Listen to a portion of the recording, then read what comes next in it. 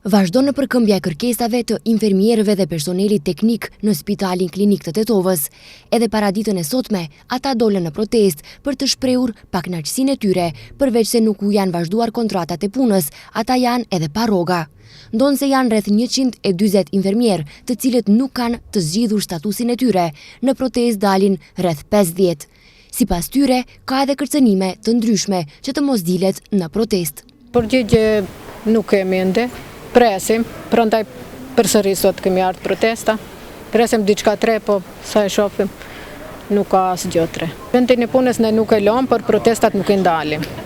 Do të thonë të vazhdojmë me protesta derisa të kena një përgjigje, paktën ta dim se ne nga çkojnë. Këto hapa do i marrim, prandaj me kolegët edhe sot kemi dalë në protesta, pastaj dëshona do e bëjmë edhe atë kresën që kërkojtë motra kryesore. Mendojmë të bokojtojmë dhe do kalojmë në Ministri të Shëndetësisë, derisa të shohim ndonjë zgjidhje. Infermierët janë të shqetësuar për fatin e tyre, kërkojnë që t'u jepet përgjigje se si do të veprohet, pasi që në mënyrë indirekte u kanë thënë se edhe mund të zëvendësohen. Ako sme nije za men livis, znači može na vreme da ni kažat.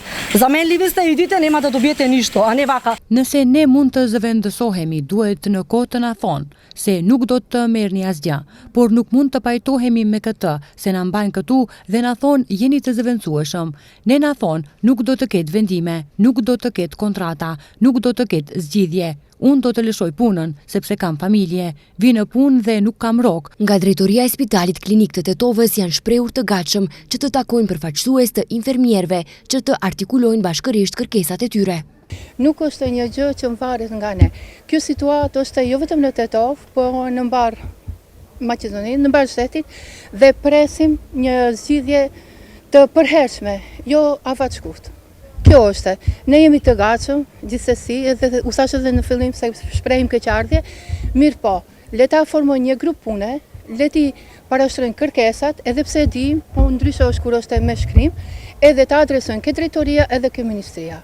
Besoj se do realizohet. Ne edhe sot përsëri do të çojmë si çdo ditë, do t'i përcjellim kërkesat në ministrinë. Tash të them se të bëjmë shtypje, nuk mund të bëjmë shtypje, mirë po ajo që është e jona, sa na përket, ne do ta bëjmë si çdo ditë. Në fund, infermierët kishin edhe një porosi. Fjala e fundit për protestën e sotshme është le të na mbajnë që mos na qajnë. Nga Spitali Klinik i Tetovës kanë hedhur poshtë se kanë kërcënime ndaj protestuesve që të mos dalin në protestë.